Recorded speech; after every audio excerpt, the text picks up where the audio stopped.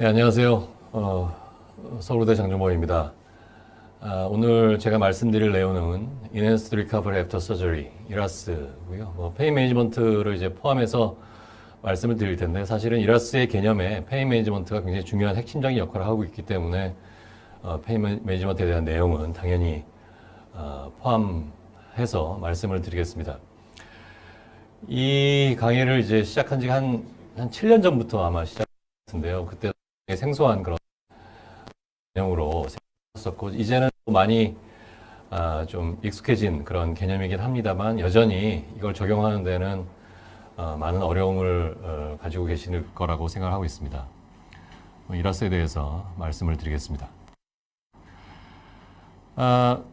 대부분의 선생님들께서 이렇게 하고 계시죠. 토탈 야소플라스티를 할 때 되게 오버나이트 MPO를 하고 IV 플루이드를 많이 넣고 토니켓을 1시간 아니면 그 이상 쓸 수도 있고 하면서 토탈 야소플라스티를 하고 끝난 다음에 많은 손과 입이 그리고 스플린트로 고정을 하고 IV PCA는 아마 대부분 다 쓰고 계실 거고, 특히 스파이널 아네스테시아를 한 이후에는 올라오시면 6시간 이상 앱솔루트 베드레스트를 하고 되게 바울 사운드가 들리거나 아니면 가스가 나온 다음에 오랄 인테이크를 시작하고, 먹더라도 미음부터 시작해서 단계적으로, 그다음에 2, 3일 정도 지난 다음에 걷기 시작하고 물리치료사들이 다리를 꺾고, 보통 우리나라 같은 경우에 토탈 야소플라스티 하고 나서 재원 기간이 한 3주 정도 평균 되는 거로 되어 있습니다. 빨리 퇴원시켜도 근처 병원에서 계시다가 가는 경우가 대부분이죠. 오늘 말씀드릴 내용은 이런 것들이 필요 없거나 오히려 환자분들한테 더 손해가 될 수 있다라는 내용들입니다. 지금 새로운 케어 플로우는 특히 이제 엠피어 타임을 확 줄이는 거죠. 한 2시간 전까지는, 마취하기 2시간 전까지는 플루이드는 허용하고, IV 플루이드도 굉장히 조금 쓰고, 토니켓도 적게 쓸 수 있으면 적게 쓰고, 임모빌라이저 없이 라이트 드레싱만 하고, 오피오이드 없는 그런 멀티포널 페인 매니지먼트. 병실에 올라오면은 바로 환자분들을 편하게 앉히고, 그 다음에 병실에 올라와서 바로 레귤라 다이트를 시작하고, 수술한 날부터도 이렇게 앰뷸레이션을 허용하고, 스스로 플렉션 익스텐션 엑서사이즈를 하게 하고, 그다음에 일주일 내에 집에 보내는 그런 이제 케어 플로우를 오늘 말씀드리겠습니다. 토탈 야소플라스티는 굉장히 강력한 수술이죠. 굉장히 많이 그리고 심하게 망가진 그런 무릎을 정말 한판에 고칠 수 있습니다. 하지만 굉장히 아픈 수술로 잘 알려져 있고, 되게 수술하고 나서 한 48시간 동안에는 산통 아니면 그 이상의 통증을 호소하고, 한 2주, 심지어 6주가 지나도 여전히 환자분들 많이 아파하십니다. 노지아 보미팅 컨트롤을 하더라도 대개 한 50% 이상은 노지아 그리고 보미팅을 경험하시죠. 굉장히 이제 오히려 페인보다 더 괴로운 그런 컴플리케이션이고, 여러분들 술 많이 드신 다음날 토하고 그런 그 괴로움을 아마 생각해 보시면 이게 얼마나 괴로운지 아마 짐작이 가실 거라고 생각합니다.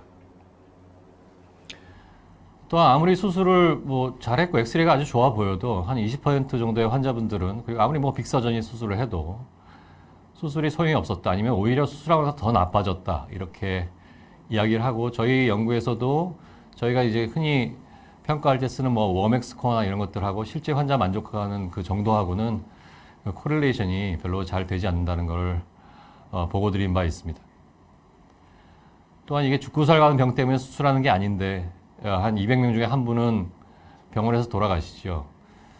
그 다음에 인펙션 0.5에서 한 2%, 그리고 어떠한 이유에서라도 90일 이내에 다시 입원을 하거나 다시 재수술을 하는 경우가 한 10%쯤 되는 그런 수술입니다. 말 그대로 대수술이죠. 그래서 이런 부분들이 이제 실제로는 환자의 삶의 질을 높이기 위해서 하는 수술인데, 이 수술에 그런 관련된 그런 후유증이나 그런 문제점들은 생각보다 많은 그런 수술이 되겠습니다. 그렇다면 이제 환자들의 리얼 아웃컴을 어떻게 좋게 만들 수 있느냐? 이제 나중에 말씀드릴 로보틱 서저리, 로봇 없는데 어떻게 해요? 여러 가지 이제 다른 기법들, 사실 그런 기법들이 실제로 환자 아웃컴에 더 향상시키는 그런 뚜렷한 그런 효과가 있었다라는 것이 증명된 것은 별로 없습니다. 시스템을 만들어야 되죠. 잘 아시는 것처럼 아마 지금 많은 선생님들께서 다 쓰고 계시는 페이션트 케어 시스템의 대표적인 클리니컬 패스웨이, 그리고 그거의 핵심적인 프로토콜이 Enhanced Recovery After Surgery 이랐습니다. 클리니컬 패스웨이는 뭐 한마디로 매니지먼트 플랜이고 어떤 목표를 설정하고 그 목표를 위한 실행 과제들의 시퀀스하고 타이밍을 결정하는 거죠. 뭐 의료계뿐만 아니고 많은 산업계에서 사용되고 있고 여러 가지 이름으로 불려지고 있습니다. 이 이라스는 이 CP의 아주 핵심적인 그런 프로토콜이고 사실 과거에 패스트트랙 서저리라고 해서 이미 이제 알려져 있었지만 유로피안 서전들이 2000년대 초반에 이런 스피드보다는 퀄리티에 좀 더 집중을 하는 그런 프로토콜을 제안을 하고 수행을 하기 시작했습니다.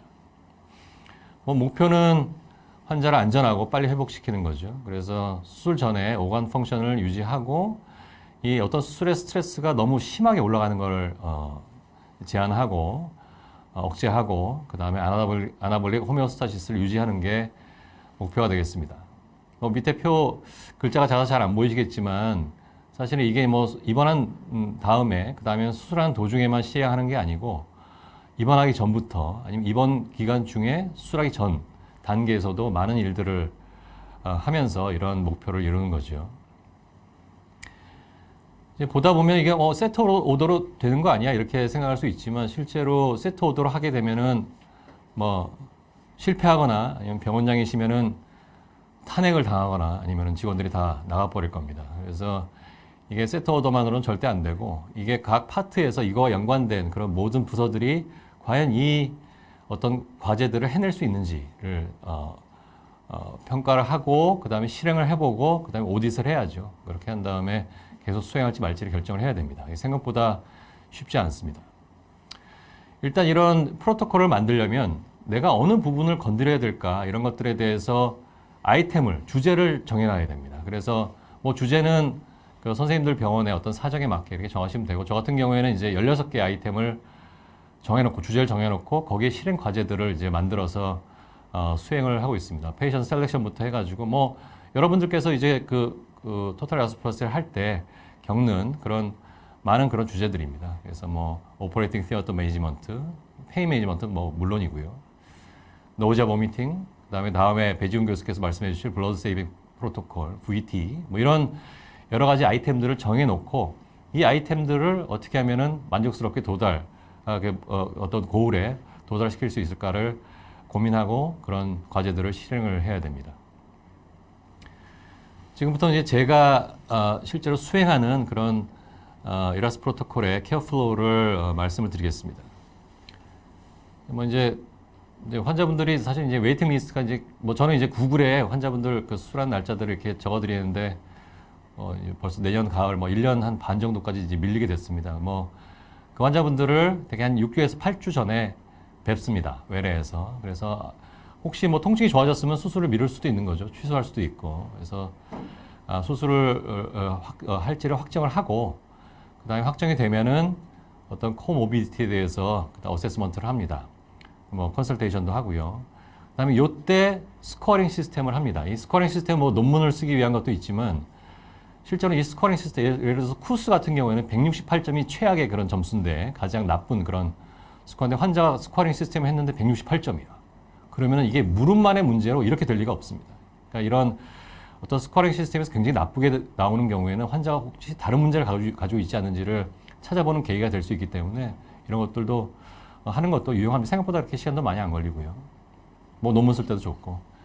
그 다음에 이제 이런 뭐 컨설테이션도 하고 그렇게 한 다음에 3, 4주 전에 외래에서 다시 한번 뵙습니다. 그래서 메디컬 클리어스 리절트를 보고 그다음에 이때 이제 뭐 다른 페인 소스를 찾는 거죠. 스파인 오리진, 뭐 레스트리스 레거 신드롬, 그다음에 슬립 퀄리티의 문제들 뭐 이런 것들을 해가지고 약으로 조절할 수 있는 건 조절하고 그 다음에 필요하면은 입원해서 인터벤션을 하는 그런 계획을 세우지요. 그다음에 레디오그래피 examination을 하고 이때 피지컬 examination을 다 하고 에듀케이션을 합니다. 이제 한 방에서 이제 주치하고 제가 주치가 주로 이제 많이 에듀케이션을 하죠. 한 20분 정도. 이때 하면서 이제 수술하기 전에도 ROM도 열심히 하시고 근력 운동도 열심히 해라. 이렇게 계속 교육을 인커리지를 하고요. 이때 말뉴트리션이나 뭐 디피션시, 바이타민 D 디피션시나 뭐 아이언 디피션시 아니미아가 있거나 그러면은 요 시점에서 교정을 합니다. 그 다음에 퍼미션을 다 받죠. 그래서 입원해서 할 일은 거의 없으시고 외래에서 모든 일들을 다 끝내놓습니다. 에듀케이션은 머티리얼을 가지고 하고요. 이런 머티리얼들을 잘 작성해 놓으시면은 환자분들이 궁금한 점들이 다 있으니까 질문도 적어지고 또 환자분들이 이런 에듀케이션을 통해서 만족도도 상당히 올라가는 것 같습니다. 그다음에 수술하기 한 2일에서 4일 전에 저희 팀들, 펠로우들하고 이제 같이 모여서 이 환자분들을 다시 한번 리뷰를 합니다. 그래서 특별한 케어가 필요한 분들, 그리고 제가 인공관절 임플란트를 한 4가지 정도를 쓰는데, 이 환자, 뭐 다 결과들은 비슷비슷하지만, 이 환자의 어떤 그런 얼라이먼트나, 그 다음에 그 임플란트 자체의 특성들, 뭐 스템이 어디 있냐 이런 거에 따라서 가장 이 환자한테 가장 잘 맞을 것 같은 그런 임플란트를 이때 결정을 합니다. 자, 이제 수술하는 날이 됐습니다. 수술하는 되면 이제 입원을 하시면은 뭐 전날 입원하시는 경우도 있고 심지어는 뭐 수술 당일날 입원하시는 경우도 있는데요. 되게 2시간 전까지, 마취하기 2시간 전까지 이 카보하이드레이트 드링크를 이제 계속 복용할 수 있게 합니다. 여기 제가 이게 제품을 하나 넣어놨는데 뭐 이 특정 제품을 선전하려는 건 아니고 이 카보하이드레이트 드링크를 우리나라에서 너무 안 써가지고 다 철수하고 이 제품 하나 남았습니다. 그래서 뭐 이런 게 있고요. 이런 것들을 근데 이제 마시게 하는 게 생각보다 어렵습니다. 나중에 말씀드리겠지만. 그리고 프리엠티브 메디케이션, 뭐 굉장히 중요하죠. 이런 프로토콜, 뭐 선생님들마다 조금씩 다르지만 여기서 핵심적인 거는 덱사메타손입니다. 덱사메타손 쓰면은 인펙션 되는 거 아니야? 제가 지난 10년 이상 2000 케이스 이상 토탈 아스프라스 하면서 어큐트 인펙션 케이스가 하나도 없었기 때문에 항상 이 덱사메타손을 써왔고, 뭐 그럴 걱정 안 하셔도 될 것 같고, 보통 이제 뭐 프로토콜은 10mg을 쓰는데 저는 이제 5mg만 써도 효과가 똑같이 나타나서 저는 5mg만 쓰고 있으면 대개는 10mg을 레커멘데이션을 하죠. 되게 콜이 오면은 그때 드리면 되겠습니다. 세로토닌 안타고니스트, 뭐, 예, 안티에메틱스죠. 이런 것들을 미리 쓰는 게 약간 더 도움이 된다라고 또 보고 드린 바도 있고요. 이 MPO를 하는 이유는 어스피레이션 뉴모니아가 생길까봐 그렇게 이제 MPO를 오래 하는 거죠. 하지만 정말 수많은 스터디들이 이런 MPO 타임을 오래 가져가는 게 뭐 그런 거하고 전혀 관계없다라고 알려져 있고, 현재 레커멘데이션은 아주 스트롱 에비던스로 마취하기 2시간 전까지는 플루이드 먹어도 되고 6시간 전까지는 솔리드 푸드 먹어도 된다라는 겁니다. 그리고 그 MPO 타임 동안에 이런 당질 음료죠. 카보하이드레이트가 많이 들어있는 그런 드링크를 이제 먹게 되면은 인슐린 리지스턴스도 줄이고 인플라메이션도 줄어듭니다. 실제로 저희 스터디에서도 통계적으로 아주 유의하지는 않았지만 뭐 0.05 맷 이렇게 해가지고 트렌드가 CRP가 떨어지는 트렌드를 보여줬거든요. 뭐 환자분들이 만족도도 굉장히 높아지고요. 문제는 이게 에비던스는 정말 좋아요. 이거 뭐 쓰면은 정말 환자들이 좋아지고 좋아하는데 문제는 이게 돈을 못 받습니다. 그래서 따로 처방을 하면 이제 식비를 받을 수가 있는데 뭐 저녁 때 이제 저녁 먹으면서 이걸 같이 처방을 하면은 리임버스먼트가 안 되죠. 그런 게 이제 문제가 되죠. 그리고 이걸 이제 또 영양실에서 갖다 줘야 되는데 갖다 주는 것도 또 일이죠. 그래서 누가 갖다 주느냐, 그리고 이걸 누가 먹는 걸 어떻게 컨트롤하느냐, 언제까지 또 먹일 거냐 이런 것들, 이런 것들을 사실 컨트롤하는 게 생각보다 그게 쉽지가 않습니다. 이런 것 때문에 사실은 이런 뭐 오더만 내면 쉽게 될 것 같은 것들이 잘 안 되죠. 하지만 이제 이런 것들을 이제 그런 부서들하고 협의를 해가지고 어떻게 적용할지를 결정을 해야 됩니다. 자, 수술하는 도중에는 이제 하이포서미아를 굉장히 주의해야 됩니다. 일단 온도가 떨어지면은 뭐 정말 많은 컴플리케이션들이 생기고요. 저희는 이제 그 웨이팅룸에서 한 15분 정도 미리 워밍을 하고 들어오고, 그 워밍을 통해서 이제 우리가 준비하고 옷을 이렇게 탈의를 하고 그럴 때 이제 온도가 뺏기는 거를 좀 줄일 수 있습니다. 여러분들 잘 아시는 것처럼 면도기로 헤어 리무브를 하면 안 되죠. 인펙션 레이트 오히려 더 올라간다고 되어 있고, 그냥 면도 안 하고 수술하는 게 차라리 낫습니다. 저는 너브블럭 쓰지 않고, 너블럭 쓰지 않아도 뭐 페인 컨트롤이 차이가 없더라고요. 그리고 너블럭을 쓰다 보니까 특히 페이멀 너블을 쓰면서 환자들이 넘어지거나 머슬 위크니스 때문에 재활이 늦어지는 경우도 있고, 그래서 스파이널 아네스테시아를 뭐 모든 환자들한테 시행하고, 저는 아스피린을 끊지 않습니다. 이 아스피린을 며칠만 끊어도 카디오바스쿨 이벤트가 이제 올라갈 수가 있는데요. 내과사 선생님들이 이제 끊으라고 하죠. 뭐 그냥 통상적으라고 한 5일 끊으시라고 그러는데, 물론 마취 선생님들하고 상의를 하셔야 됩니다. 이 스파인 아네스테시아 하는데 아스피린 끊을 필요가 없다고 다 잘 알려져 있기 때문에, 물론 마취 선생님들마다 이제 의견이 좀 다르긴 합니다만, 그래서 저는 내과 선생님이 끊으라고 해도 끊지 않고 그냥 하는 게 훨씬 안전합니다. 그다음에 수술하는 동안에 이제 워밍을 하고, 트라이엑삼 애시드를 저는 이제 트라이엑삼 애시드를 IV로도 쓰고 인트라아티큘러로 쓰거든요. 반씩 나눠가지고. 이게 한 앰플이 500mg이니까 이제 두 앰플을 노멀 살라인 100cc 믹스해서 이걸 너무 빨리 주면 하이퍼텐션이 생기기 때문에 한 10분에 걸쳐서 서서히 이제 어드미니스트레이션을 하고 종종 토니켓을 이제 짧게 씁니다. 이 하이포서미아는 NEJM 과거에 NEJM에도 뭐 이 하이포서미아에 빠지면 인펙션 레이트도 올라가고 모탈리티도 올라간다는 그런 논문들이 뭐 에비던스들이 아주 잘 알려져 있습니다. 토탈이 한 30%에서 하이포서미아에 빠지기 때문에 하이포서미아에 대해서 정말 주의를 해야 되고요. 환자분들이 병실에 올라왔는데 너무 추웠어요라고 하면 하이포서미아에 빠진 겁니다. 일단 한번 하이포서미아에 빠지면은 이게 정상 체온으로 돌아오는데 시간이 굉장히 많이 걸리기 때문에, 그리고 그런 것들이 컴플리케이션을 굉장히 많이 만들 수 있기 때문에 굉장히 주의를 요하는 그런 사안이라고 생각할 수 있습니다. 이 하이포서미아를 프리벤션 해야 된다는 그런 근거는 너무 많죠.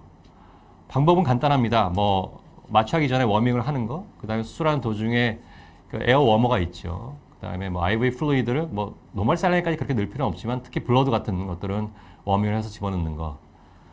하지만 문제가 이런 장비들이 있어야죠. 워머. 그 다음에 이 워머가 일회용 그 워머가 뭐 상당히 고가인데 그게 또 돈을 못 받습니다. 정형외과에서는. 그리고 이제 그러다 보니까 여러 번 이제 쓰다 보면 이게 또 컨타미네이션 이슈가 있죠. 계속 이제 바람이 들어오는데. 그래서 그런 것들이 또 문제고, 그런 것들을 또 이제 마취과 선생님하고 또 잘, 그리고 우리 간호부하고 잘 또 상의를 해야 됩니다. 페라티컬 인젝션 다 하시죠. 뭐 이렇게 이런 레지멘으로 하고 있고, 에피네프린을 이제 여기 섞잖아요. 이 에피네프린이 블리딩을 좀 줄이는데 도움이 됩니다.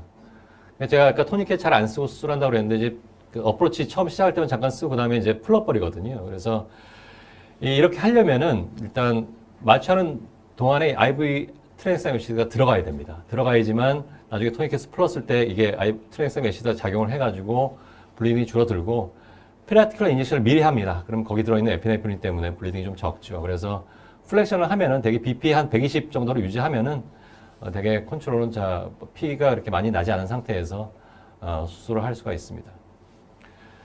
베타딘 소킹, 뭐 많은 논문에서 0.35% 베타딘 솔루션, 17.5cc 베타딘에다 500cc 웜셀 라인을 섞으면 됩니다. 이렇게 해가지고 시멘트 굳는 동안에 한 2, 3분 정도 이렇게 소킹하면은 인펙션 레이트를 줄인다는 그런 에비던스들이 여러 편이 있고요. 뭐 제가 지난 10년 동안 인펙션 케이스가 하나도 없었다고 그랬는데 이것도 지난 10년 동안 해왔거든요. 도움이 분명히 된다고 생각합니다. 뭐 쉬운 방법이고요.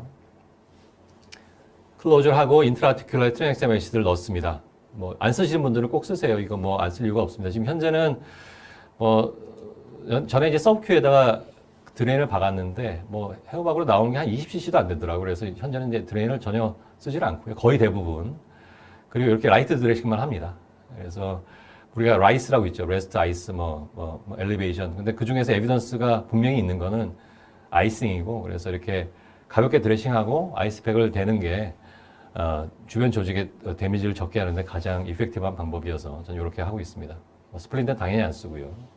올라오면 바로 이렇게 세우고 바로 물 먹게 하고 IV 플루이드는 바로 끊어버리고 저녁부터 그냥 일반식을 드시게 하고 수술한 날 바로 니 모션, 그 다음에 화장실 정도의 엠블레이션은 허용을 하고 있습니다. 수술 이후에 덱사메스를 또 씁니다. 그래서 다음날 포스터 원데이에 아침에 5mg, 저녁 때 2.5mg. IV PCA는 지금 없애버렸고요. 뭐 그냥 피아노를 쓰고 있고, 그 다음에 변비가 뭐 대부분 다 변비를 겪기 때문에 MGO를 그냥 루틴으로 쓰셔도 됩니다. 그리고 마그네슘 자체가 페인 컨트롤하는 데 좀 도움이 된다고 되어 있고, 이 루틴을 써도 뭐 설사하는 분들 거의 볼 수가 없죠. 이걸 써도 사실은 변비가 많이 있습니다. 뭐 드레인을 많이 썼다 그러면 바로 다음날 뻗어버리고 O2 뭐 48시간 쓰고 ROM은 스스로 하게 합니다. 그다음에 뭐 물리치료실 한 번 내려가는데 내려가서 그냥 뭐 일상생활하는 그런 에듀케이션만 하고요. 거의 90% 환자분들은 일주일 내에 집으로 복귀를 하고 있습니다. 이라스 프로토콜을 제대로 쓰면 환자분들은 정말 기가 막히게 좋아집니다. 뭐 완전히 달라집니다.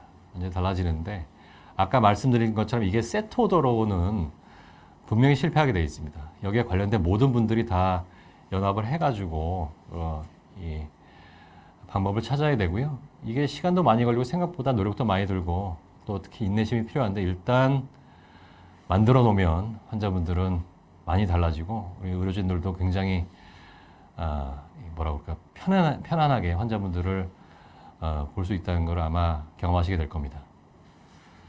감사합니다. 관절 사이에서 완충작용을 하는 연골이 손상되어 발생하는 관절염. 아날제식과 엔세이드는 통증 및 염증을 경감시키는 효과는 있지만 관절염의 근본적인 진행을 억제하지는 못합니다. 따라서 관절염 치료에는 관절염의 진행을 억제하는 드모아드 계열 약물이 필요합니다. 조인스는 다양한 드모아드의 기전으로 연골을 보호하기 때문에 OA 및 RA에서 연골의 손상과 관절의 파괴를 억제할 수 있음이 입증되었습니다. 연골 보호 관련 사상 임상에서 조인스는 신체적 기능 및 통증 개선 효과를 확인하고 1년간 조인스를 투여한 환자에게서 디제믹 인덱스 변화량을 측정, 연골 구성 성분이 유지되는 것을 확인하였습니다. 또한 2년간의 장기 투여 시에도 위약분과 통계적으로 유의한 연골 보호 효과에 대한 가능성을 확인하였습니다.